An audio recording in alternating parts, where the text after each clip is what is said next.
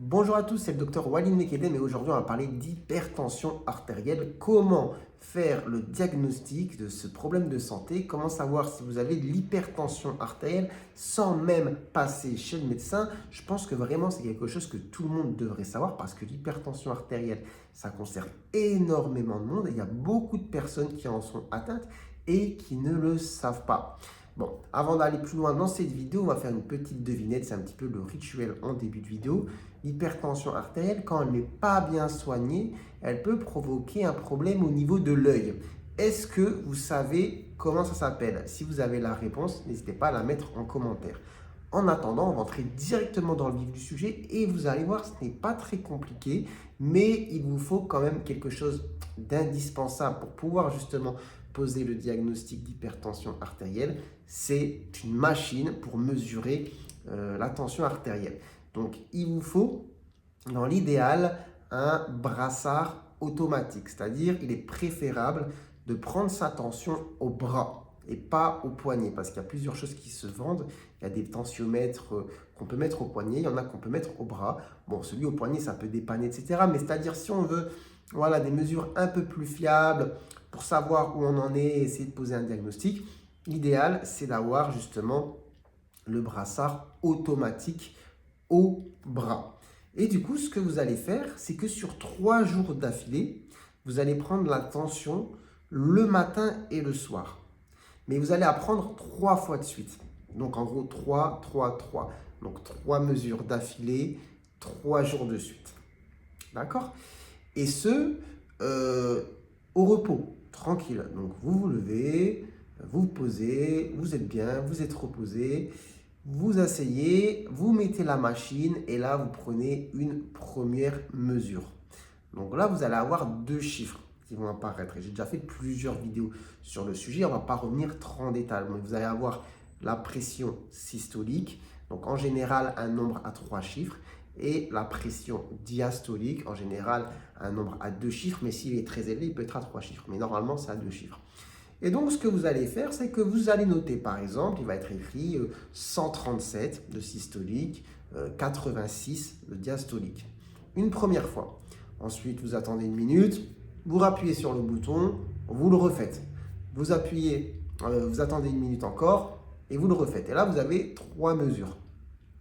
Ensuite, le soir, pareil, vous faites la même chose. Quand dans un moment, vous êtes tranquille, pas au moment où vous êtes agité, vous revenez du travail, vous sortez des transports, etc. Non, non, non. Bon, vous avez fait tout ce que vous avez à faire, vous êtes bien, vous êtes tranquille, vous êtes assis dans le canapé ou sur une chaise, vous êtes bien confortable. Vous prenez l'appareil, vous prenez votre tension et vous faites comme au matin, 3 mesures d'affilée. D'accord? Avec une minute entre les deux. Pas trop important, hein. Une minute, 2 minutes, mais en gros, vous avez compris, vous prenez une mesure, vous attendez un petit peu, une deuxième mesure, vous attendez un petit peu, une troisième mesure, d'accord? Dans l'idéal, il faut quand même que les conditions de prise de tension elles soient un petit peu les mêmes chaque jour, que ce soit le matin et le soir, d'accord? Et vous faites ça 3 jours d'affilée. Évidemment, vous notez les chiffres, donc les nombres, et après, l'idée, c'est de faire une moyenne. Donc, vous allez prendre au bout des 3 jours, quand vous allez avoir toutes les mesures de prise, toutes les systoliques, donc en général tous les nombres à 3 chiffres, d'accord, 135, 140, des fois ça va varier. Vous allez peut-être prendre le matin, vous allez être à, je sais pas, 136, peut-être que le soir vous allez être à 150, peut-être que vous allez être à 110, bon, à voir. Donc vous les notez toutes, vous les additionnez, vous avez un résultat que vous divisez par le nombre de mesures que vous avez faites. Donc 3 et 3, ça fait 6 fois 3, 18 normalement.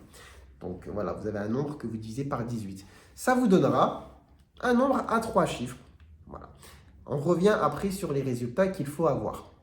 Et vous faites pareil pour la diastolique, d'accord? Vous additionnez tous les nombres en général qui sont à 2 chiffres, 87, 75, 66, 99. Voilà, vous avez un résultat, vous divisez ça par 18, si je ne dis pas de bêtises. Ouais. Voilà, 6 fois 3, 18. Et ensuite, écoutez, vous avez votre résultat, un nombre à 2 chiffres, par exemple 92, 87, 75. Et du coup, là, à la suite de ces 3 jours, c'est ce qu'on appelle une auto-mesure tensionnelle sur 3 jours. vous avez un résultat qui est normalement fiable pour vous donner votre profil tensionnel. Et l'idée, c'est d'être pour la moyenne des systoliques en dessous de 135 et pour la moyenne des diastoliques en dessous de 85. Si vous êtes là, on est bon. Ok, il n'y a pas de problème, c'est super, il faut continuer à faire ce que vous faites, il faut essayer de prévenir l'hypertension artérielle. J'ai déjà fait des vidéos sur le sujet, il y a des choses à mettre en place au quotidien pour éviter de la développer avec le temps. Après, si vous êtes au-dessus, pas trop bon. On est peut-être dans le cadre d'une hypertension artérielle, on est sûrement dans le cadre d'une hypertension artérielle, mais en fait, ce qu'il faut se dire quand même pour se rassurer, c'est qu'il y a des grades. C'est-à-dire, je vous ai dit, il faut être en dessous de 135 pour la moyenne du premier chiffre. Cependant, si vous êtes à 139 ou si vous êtes à 140, bon, ce n'est pas la fin des haricots. D'accord? C'est une hypertension artérielle très légère, on va dire de grade 1. Donc là, via certaines mesures à mettre en place au quotidien, vous allez pouvoir faire baisser le chiffre. Ok, j'ai déjà fait une vidéo sur le sujet, comment faire baisser sa tension artérielle. Après, si avec cette automesure, vous avez des moyennes qui sont plus aux alentours de 165, 170 pour le premier chiffre, là, non, je suis désolé, c'est une hypertension costaud quand même. Et du coup, là, il faudra voir avec votre médecin, il y aura sûrement un traitement à mettre en place. Évidemment, c'est un petit peu du cas par cas, ça dépend de vos problèmes de santé, de plein de choses, mais en général, voilà, avec des chiffres qui sont conséquents, de toute manière, vous verrez, hein, sur Internet, vous tapez hypertension artérielle, grade 1, grade 2, grade 3, vous allez avoir des chiffres voilà, qui reviennent, mais c'est sûr que si vous avez 17 de tension, c'est pas top. En gros, 170 de systolique, c'est pas top. Mais il ne faut pas s'affoler, comme je l'ai dit, si vous êtes un peu au-dessus, que vous êtes à 139, 140 pour la systolique. Et à noter, parce que là, depuis tout à l'heure, je parle du premier nombre, hein, celui à 3 chiffres.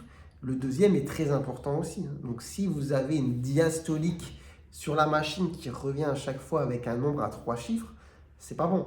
Donc, là aussi, il faudra faire attention. Donc, c'est important de faire la moyenne des deux. Mais voilà comment vous pouvez poser votre diagnostic tout seul avec une machine, un morceau de papier et une calculatrice. D'accord? Donc, vous prenez votre tension artérielle 3 jours de suite, 3 fois de suite, le matin et le soir, et vous faites la moyenne de tout cela à la fin des 3 jours et vous essayez de prendre à chaque fois la tension au bras avec un brassard automatique et dans les mêmes conditions en général. Voilà, voilà. En tout cas, j'espère que vous aurez appris des choses au travers de cette vidéo. Si ça a été utile, ben, faites-le moi savoir et surtout partagez-la à ceux à qui ça peut être utile aussi. Et sur ce, moi je vous dis prenez soin de vous, prenez soin de votre santé. N'oubliez pas de vous abonner à la chaîne si vous la découvrez. Et à très bientôt, je l'espère, pour de nouvelles vidéos. Allez, ciao, ciao.